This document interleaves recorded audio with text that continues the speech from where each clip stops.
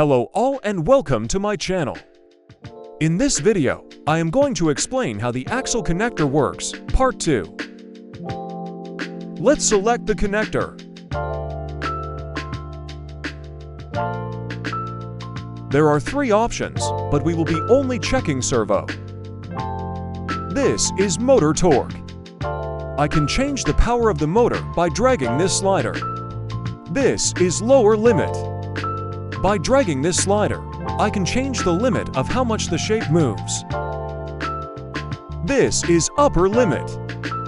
By dragging this slider, I can change the limit of how much the shape moves in the other direction. This is max speed. This is a slider for the speed limit. This is interactions. In interactions, we can activate an action by clicking a key. Let's click 1. Click Set Position to. Set Value.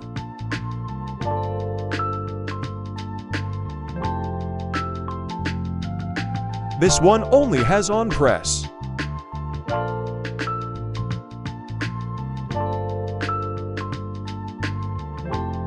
Let's play the simulation.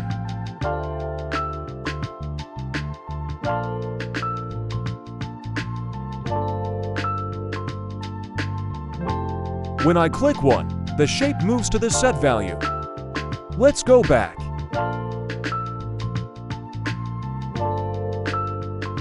If I set the limit lower than the set value, then the shape will only move till set limit.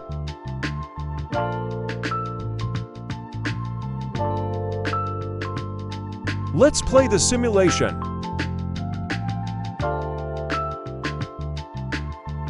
Now when I click 1, it will only move till set limit.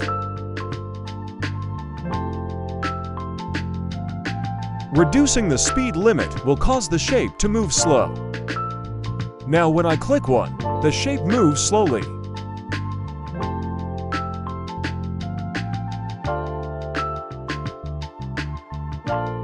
Now let's go back. I am making this the slowest.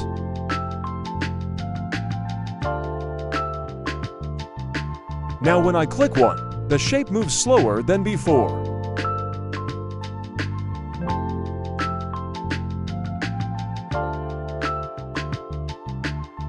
Let's change everything to normal. Now instead of Set Position to, select Change Position by. This one has on press and while held. Let's play the simulation. Now when I click 1, the shape moves by set value every time I click it.